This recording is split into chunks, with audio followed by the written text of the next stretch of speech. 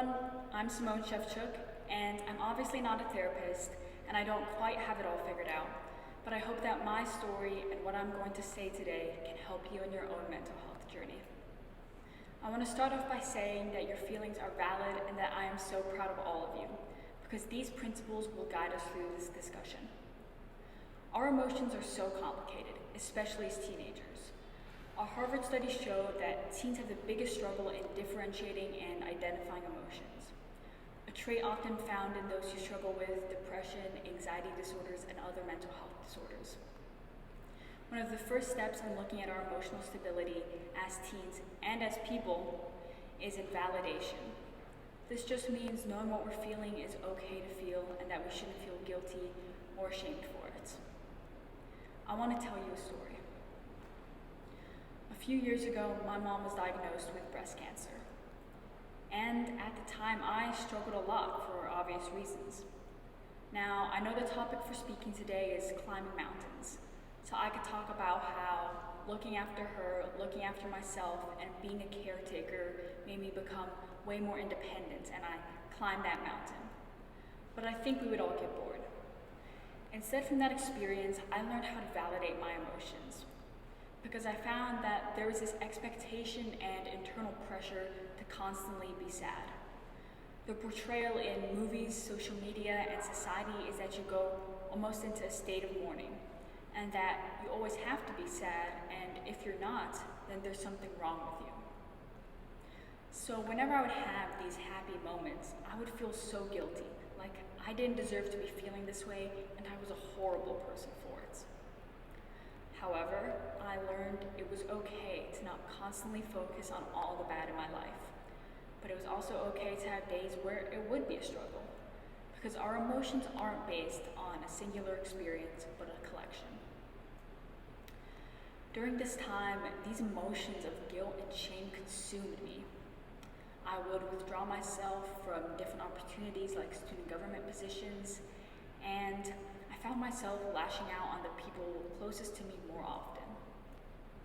But one day I was laughing. Immediately the guilt hit me. I had caught myself laughing with my friends Chloe and Ava in science class over a joke one of them had told. For the rest of the class, I kind of resigned myself. I sat with my thoughts. I thought, how could I be such a terrible person? How could I be happy when my mom was fighting cancer? How could I be so selfish? This pattern repeated itself, where I would try to not let myself experience happy moments.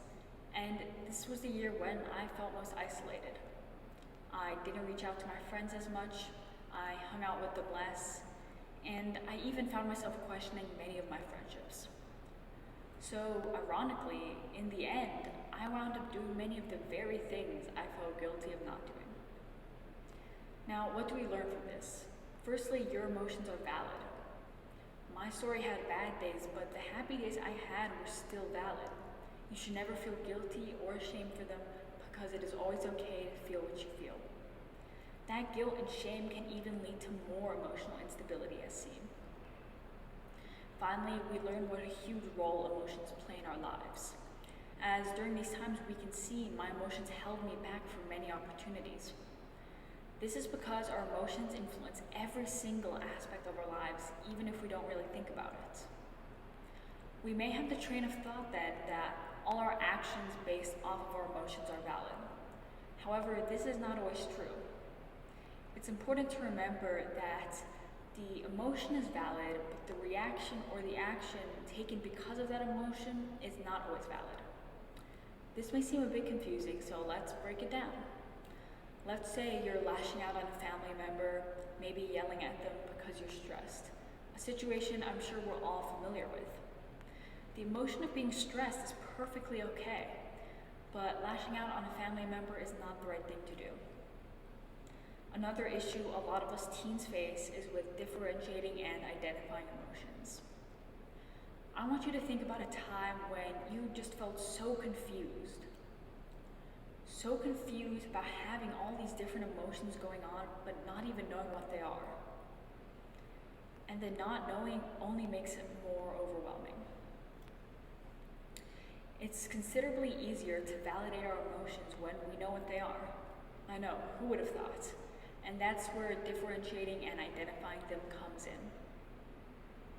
Personally, I have found quite a few different methods that have helped me with validation and improved my emotional stability, especially gratitude and mood tracking. When looking at gratitude, it's been proven by many studies, one done by Berkeley, that those who practice gratitude actually live a happier life. So I find it helps if every night I write down 5 things that I'm grateful for. Whilst I'm at that, I'll track my mood on a scale of 1 through 10 on a daily basis for a month. So by the end of the month, I get a graph showing my mood. This way, I'm able to reflect on my mood at the end of each month and truly try to start to see what impacts my mood the most and work towards a happier lifestyle. I vividly remember a night when I was extremely upset. I felt overwhelmed, stressed, and disappointed with myself over what I hadn't accomplished that day. So I sat down and wrote 7 things that I was grateful for, ranging from small things like the person at the store who complimented my outfit to larger things like everything my mom does for me. Writing down those few things just helped me soothe myself a bit, relax myself, and it helped remind me that there's never all bad in our lives.